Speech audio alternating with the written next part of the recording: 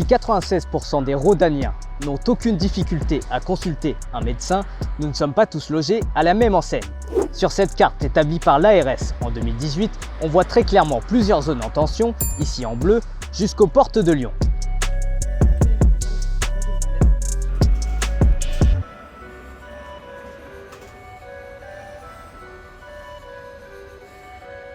Au Buers, au Brosse ou encore à Saint-Jean, plusieurs quartiers de Villeurbanne sont surveillés par l'ARS.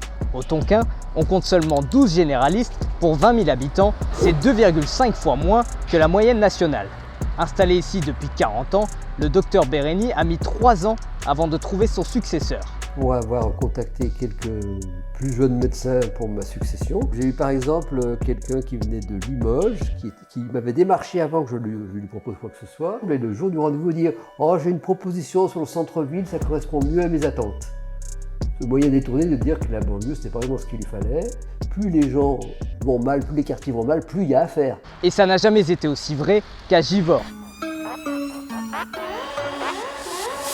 La commune, qui comptait 29% de pauvres en 2018 d'après l'INSEE, a perdu 6 médecins en 10 ans et un tiers des praticiens actuels vont partir à la retraite dès l'année prochaine.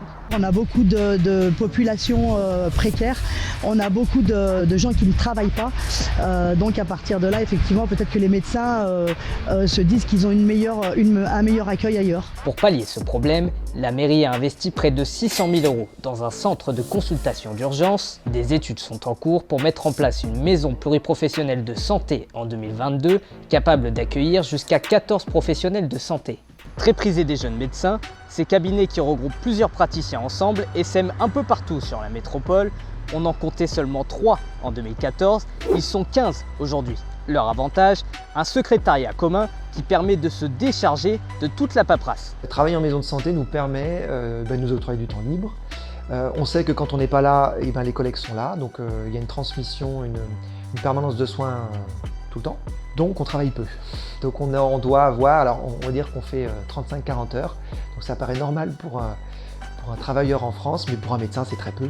Combien de médecins, vieux médecins, disent que voilà, j'ai pas vu grandir mes enfants, nos maîtres de stage nous l'ont souvent répété quand même. Mais cette solution a aussi un écueil important.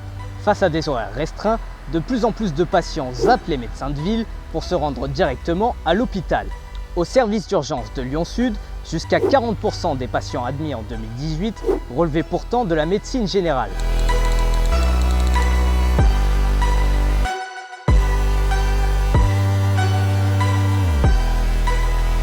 Merci de nous avoir suivis et on se retrouve très vite pour un prochain check.